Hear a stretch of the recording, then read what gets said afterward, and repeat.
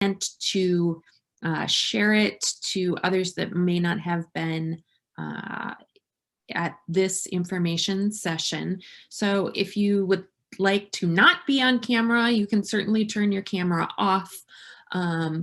That's up to you. So we'll take that minute more.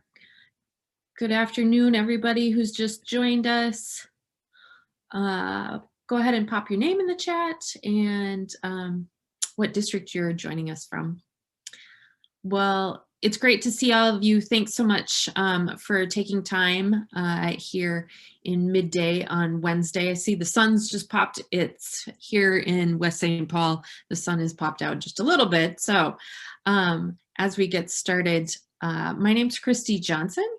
I am the Comprehensive Arts Planning Program Director here at the Perpich Center. And just a little background about me, I have been a classroom theater teacher for over 10 years of my career. I've also worked at theater companies and been an education director, most notably at Stepping Stone Theater for many years, worked in alternatives and charters, and have a long history of working on programs and projects in and out of schools, residencies, whatnot. I'm also a certified strategic planner in the technology of participation methodology. So this job is a great combination of a lot of skills, and it's really exciting to be able to talk to different districts around the state of Minnesota. This will now be our second cohort. In 2019, 2020, we have had, or 2021, we will have had our first cohort since this program sunsetted in 2012. So I'm really excited to get yet another round of school districts on board with strategic planning and arts education. So if you just joined us, once again, we are going to record this. If you don't want to be on camera, feel free to turn off your camera and do what you need to do to take care of yourself in digital space. We understand that lots of things are happening all around us. And if you're in a school setting, we understand the need that you may need to pop off for a minute too.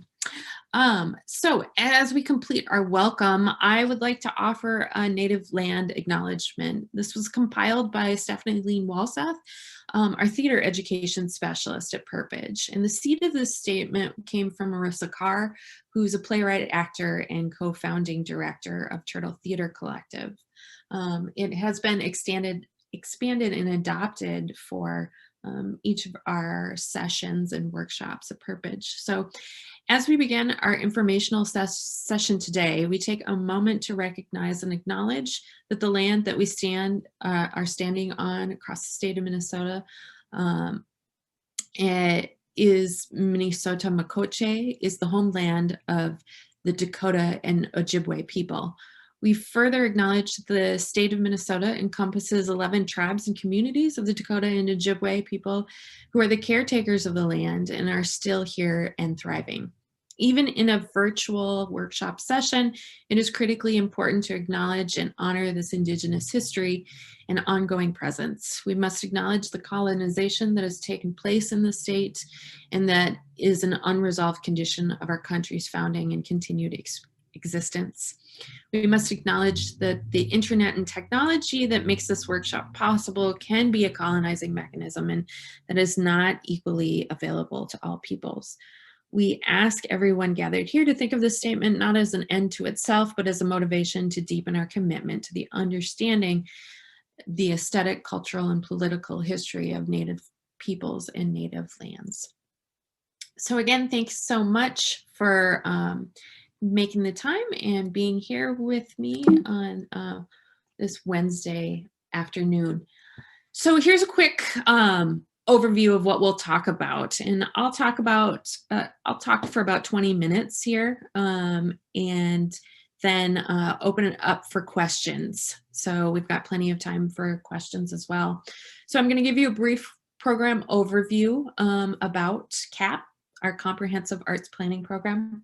I'll talk about program requirements. I'll talk about the program timeline and frequently asked questions, and then leave time for your questions as well. So let's get started. So if you didn't know, CAPP's been around for quite some time. It was one of the first programs of the Perpich Center as Perpich Center started forming. This program provides financial and technical assistance for selected school districts across as they plan and implement a comprehensive K-12 arts education program. Support and assistance for this program is 2 years. It includes funding, $2,500, $2,500 for first year, $2,500 for the second year. And this is a district initiative. So unfortunately, we had a question in one of our earlier sessions, is that $2,500 for each school? And as much as I would like that to be true, it is not. This is the seed money for doing things across a district level. And we'll talk a little bit more in depth about what that can fund and the parameters of that a little bit later. But that's the financial support. The technical support comes in through workshops and conferences and coaching. And I will get into that a little bit more later too. So we have resources and consultation and, again, regular program development or professional development rather for co-chairs who lead these committees. So since the inception of this program in 1983, we've served over 220 school districts. The CAPP program continues to provide structure and vision for fulfilling this legislation, and we are in fact a state statute, if you want to look it up, 129.C5, I think, and maybe, or 25. So you can certainly look that up in legislation. So what are some things that our districts have accomplished? What are outcomes?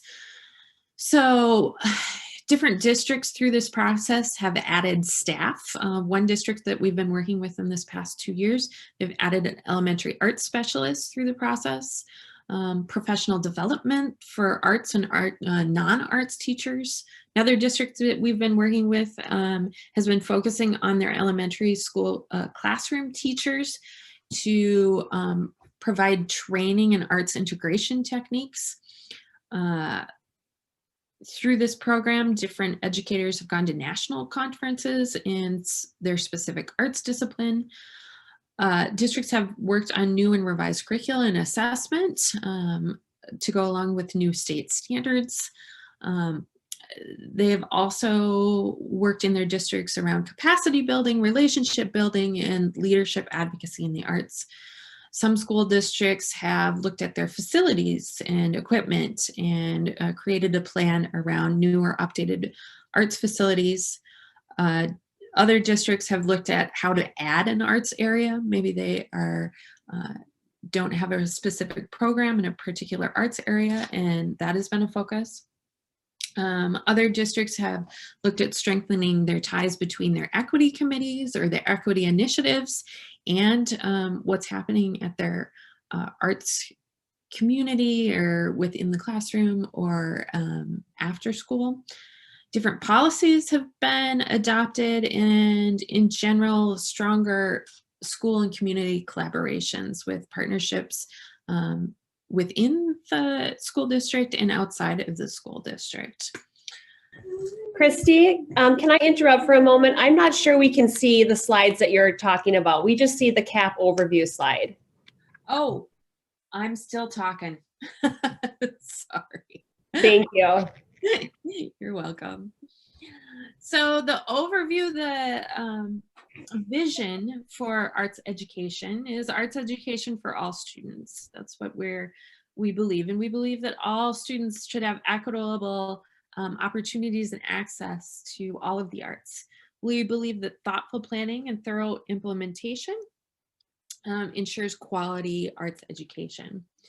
So CAPP uses a participatory model and a very dynamic model to identify a practical vision. This is an approach called Technology of Participation, created by the Institute of Cultural Affairs.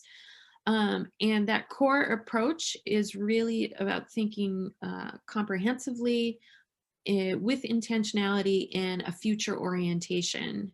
And the reason I really like this model is it focuses on intentional participation, making sure all voices are heard, thinking about teamwork and collaboration, individual and group activity. So within this model, we think about where do we want to be in 2 to 3 years.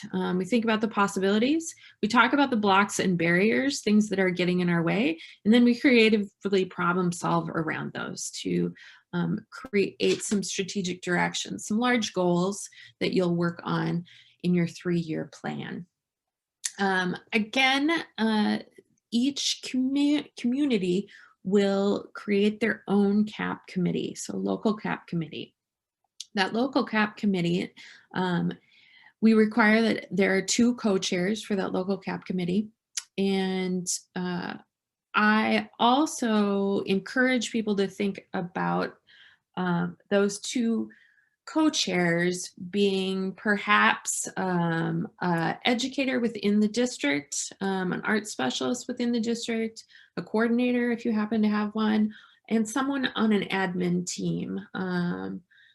We want to look at building coalitions, and we want to look at building even more advocacy and leadership within the arts. So trying to get a broad base of support for all of the arts within the district is incredibly helpful as you're planning.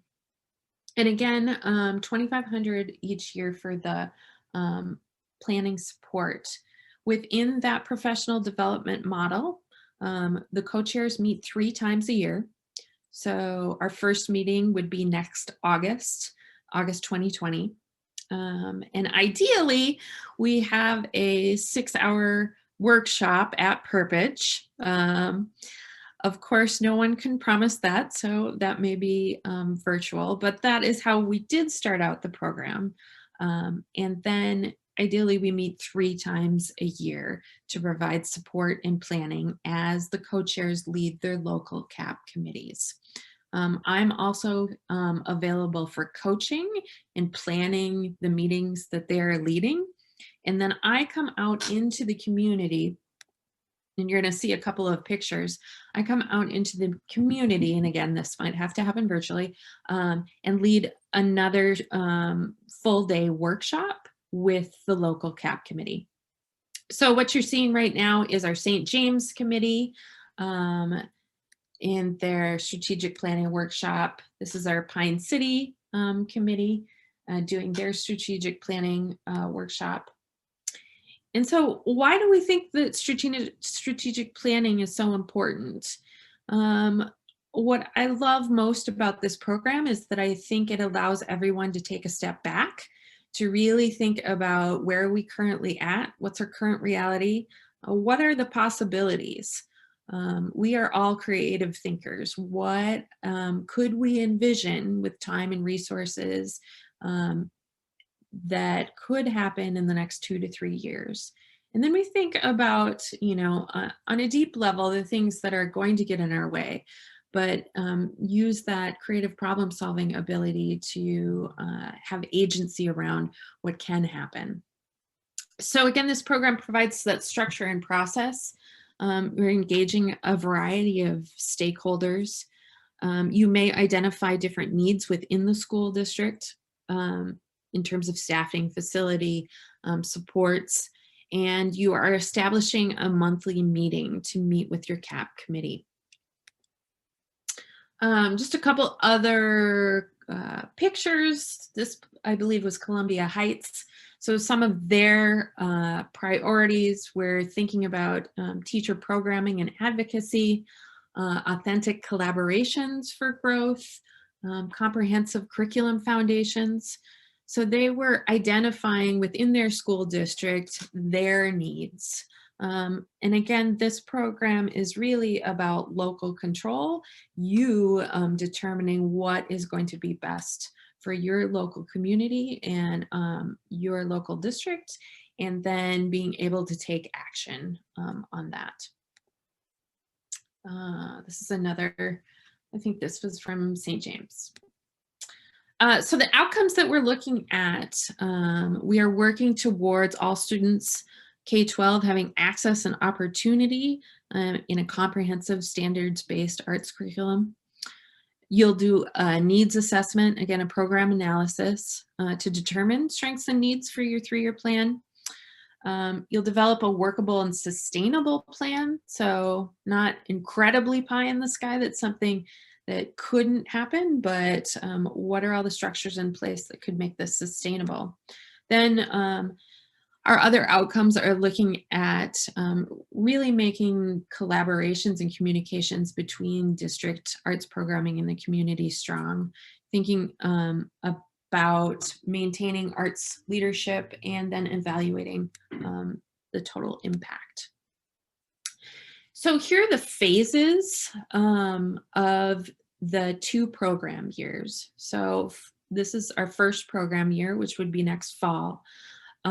So again, we meet at Perpich or virtually and talk about developing your local CAPP committee, talk about leading your local committee meetings, thinking about the program analysis piece and needs assessment.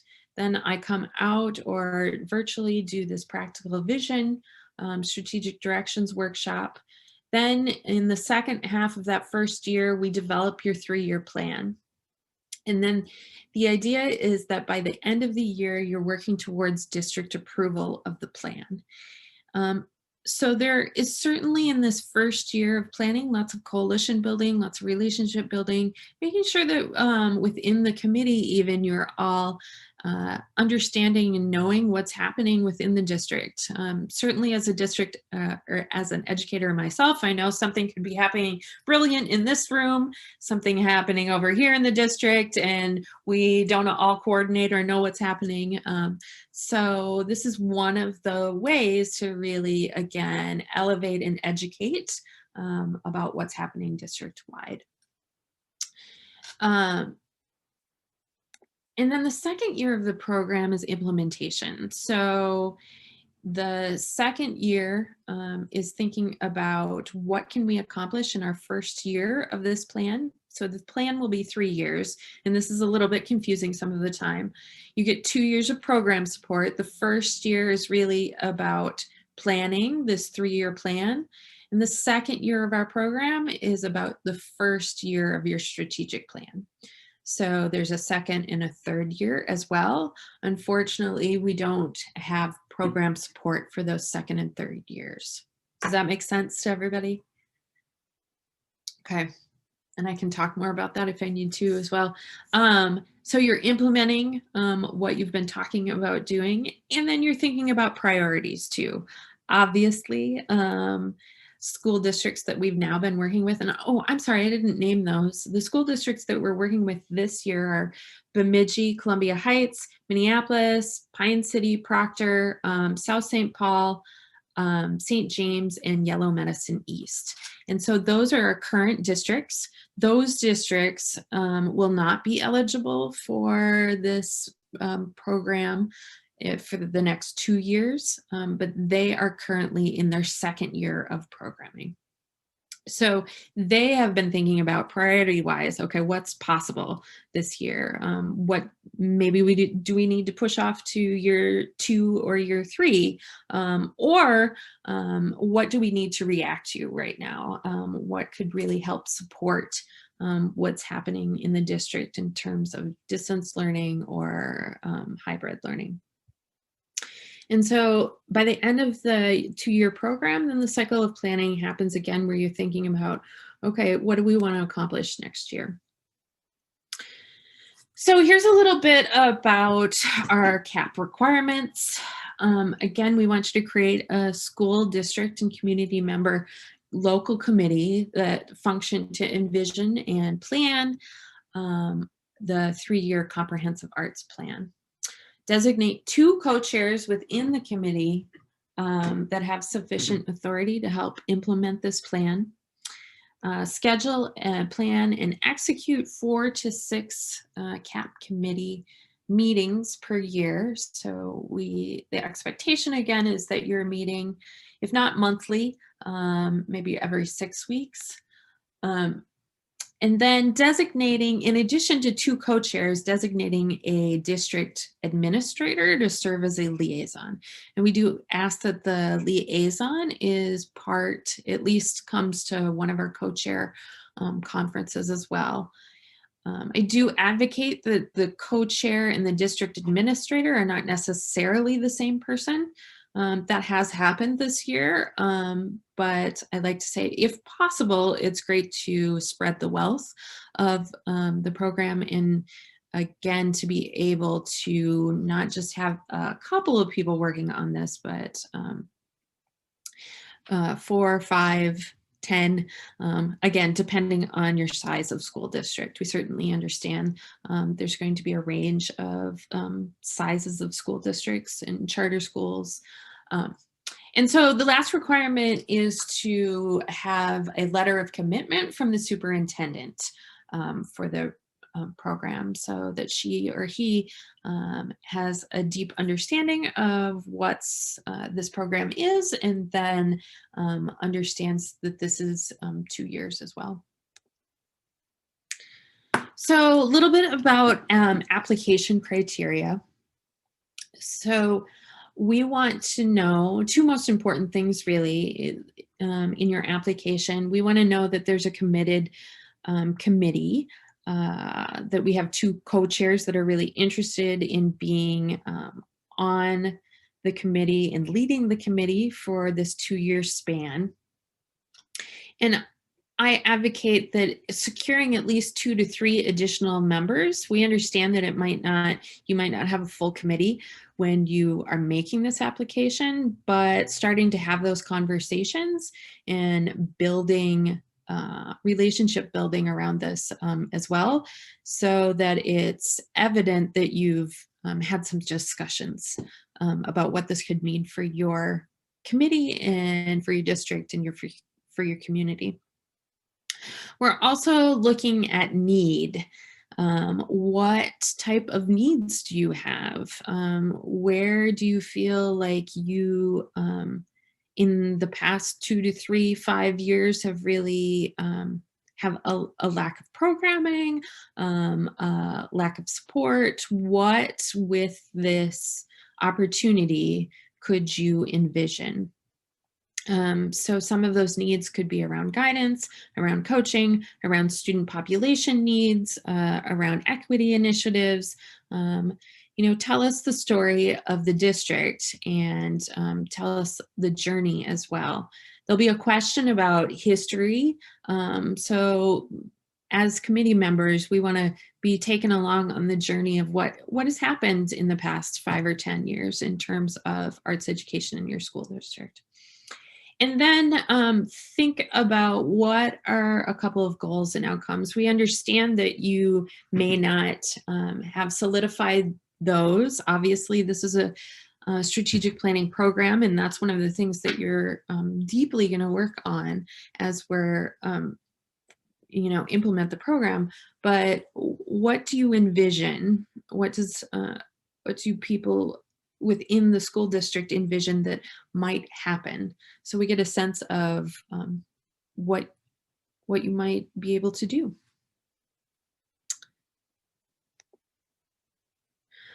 So here's the timeline. So here we are in middle of November. Applications will open on December 1st. So on December 1st, the application will be online. We'll have examples of application online. We will also have frequently asked questions. And I'll also put up 2 sample strategic plans from school districts in this past cycle. And actually, after this call, I'll send those out to you as well, so you get a sense of kind of what the product looks like. You are able to submit questions for this application round until January 8th. Then we'll publish an addendum on January 15th with answer to those questions. The application will be due on February 1st at 4 o'clock. And then our awards, we will notify districts in May 3rd through the 7th, the week of. Internally, after the applications happen, we have to see exactly how many we get, and that really affects our timeline and planning. We'll have a selection committee meeting sometime in mid-March, and hopefully you will know even sooner than May, but that's what I'm promising at this point. So giving us a little extra leeway there as well. So I've got a couple of frequently asked questions, but then we'll have time for questions from you all as well. So here are my, top 3 frequently asked questions. Can an individual school apply for this program? Unfortunately, the answer is no at this point. This isn't school specific. This is meant to be a district-wide initiative. So it doesn't matter if you're Anoka Hennepin or if you are Yellow Medicine East. It is looking at your entire district and what's happening with all of the arts areas. And so that second question I get as well, can we think about an individual arts area, just K-12 music? That's really all we want to do. Unfortunately, that's not the impetus for this program. We're looking across the district, across arts areas, and thinking about how we can bolster different arts areas if possible. And then lastly, what can the funds be used for? So this money is definitely meant as seed money. It is 2 things it cannot be used for. It cannot be used for sort of tangible things. So can't be used for classroom resources. It can't be used for an instrument. It couldn't be used for, say, clay. It couldn't be anything that could be used for after school, say for theater costumes, unfortunately. And it can't be used for capital improvements, which I always say, $2,500, I'm not sure how much capital improvement you would be making, but here are the things it can be used for. So it can be used for advocacy and awareness. So it could be used for additional professional development workshops that are in-state, out-of-state, that are not, that maybe Perpich is not providing. Can be used for working with arts organizations to provide some specific training or arts integration for classroom teachers or arts specialists. Could be used for resources and memberships in professional organizations. Any expenses related to advocacy of CAPP or CAPP sponsored arts events. It can be used for stipends for co-chairs, and I have definitely advocated this past year that the co-chairs think about paying themselves a stipend to really honor the work that's going on. So that's definitely something that can happen as well. Can be used for any marketing and public relations, design, printing, website, printing and production, anything along that lines. We've had a couple, I think maybe I said that, we've had a couple of districts that have thought or are building additional website or web pages and felt like they needed to bring on a graphic designer. So there's something that it could be worked for. If we are in person, these funds could be used for travel or lodging or per diem. When you all are coming to Perpich, I can cover your sub costs as well. So yeah. And when you are coming to Perpich, also we cover your lodging. So I think, yeah, that's about the end of the list there, but please feel free to ask any additional questions about what the funds can be used for. Generally, again, if it's not a capital improvement or equipment, art supplies, books, instruments, etc., then it's usually fine. We want the funds to really help seed and support educators as much as possible. So that is kind of the end of my spiel. That was a lot of information. So please tell me if you have some questions, if you want me to go over anything, that go back, explain more about a particular slide. And I'll go ahead and give us some wait time on questions if anyone would like to ask a question. Oh, and I should catch up with the chat. Oh, no. And charter schools, yep, charter schools do qualify as their own district. Can the funds be used for artist residencies? So what we encourage is that the funds are used district-wide as much as possible. So if we would like to see some sort of professional development component within those artist residencies. So it's not just funding one classroom or one set of students. So the thrust is thinking not just about providing it for a subset, but as much can influence as many people and educators as possible. You're welcome.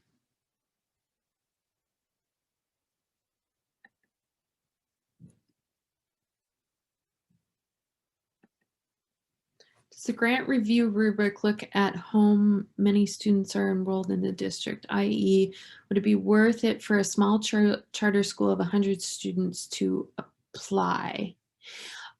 Yes, we have, great question. Let me broaden that question just a little bit. We had 17 applications this last round in the spring of 2019.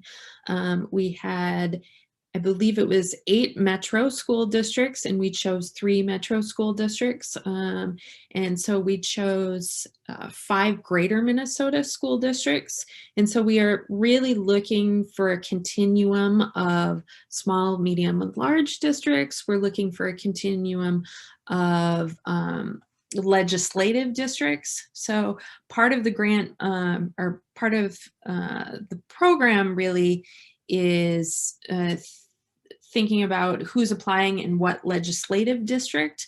So unfortunately, if you have a lot of people applying within your particular area, you may have more competition than if someone from a different area in a different legislative district is the only person that applies. So we really are trying to balance out what those different criteria are. And we do look at need as well.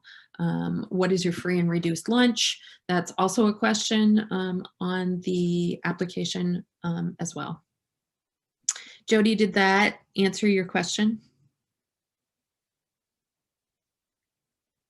Great.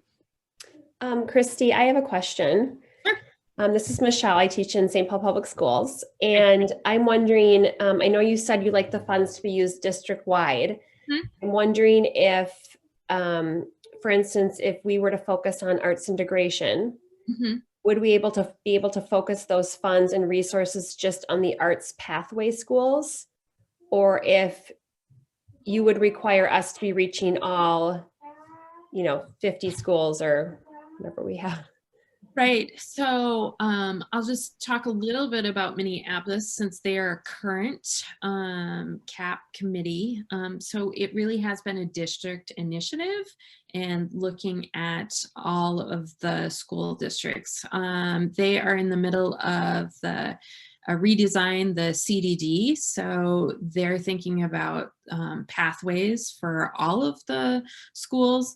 But yes, it is, this program is meant to look collectively at the entire district, and can't just be a pathway within a large district.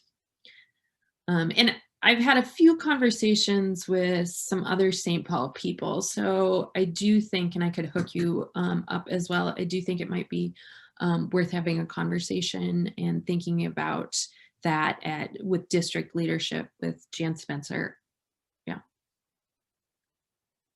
Thanks, Michelle, for the question.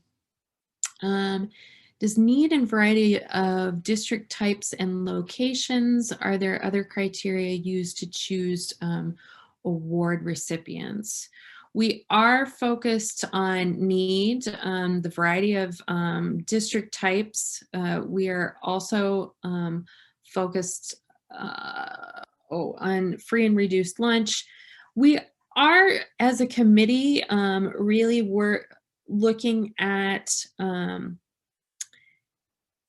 people, the districts that had a need in terms of their size, but their programming as well. And we were also looking at districts, we were trying to get a good mix of districts that were already high flying in some ways and maybe could take it even to the next level. So the committee, as we are doing our rating system, is taking that into account as well.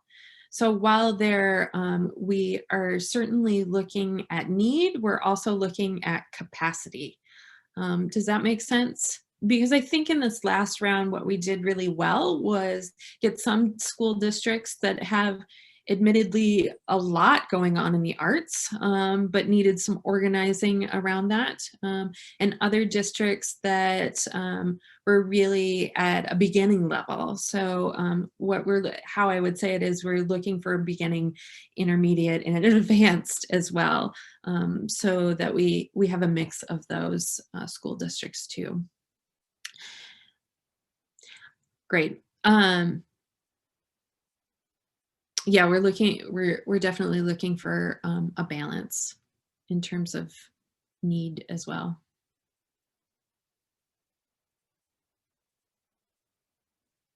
So do I have any questions out there specifically about your school district or?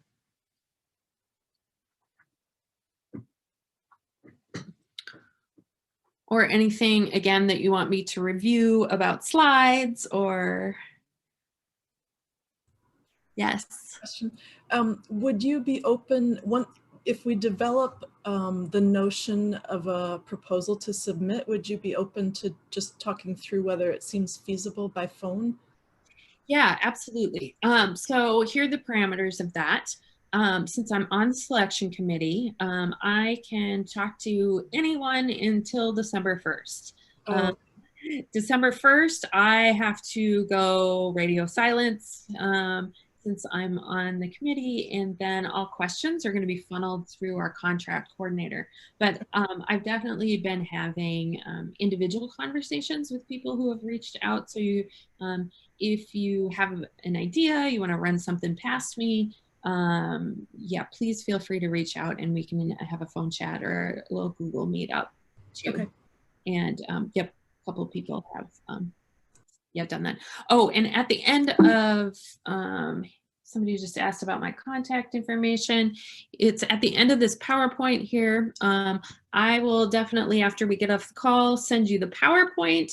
And then I have 2 examples of strategic plans, one from Columbia Heights and one from St. James. So you can get an idea of what they decided to focus on this past year. So you can get kind of the sample in your hand to see what they've been up to.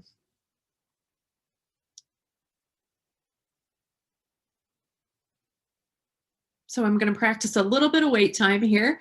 Is there anybody else who has any other question? Oh, and there's my amazing admin has just popped my information in the chat as well.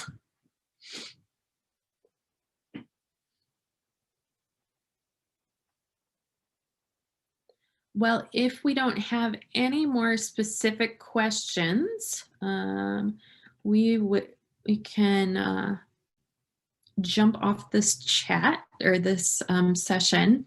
Again, I am available until November 30th to talk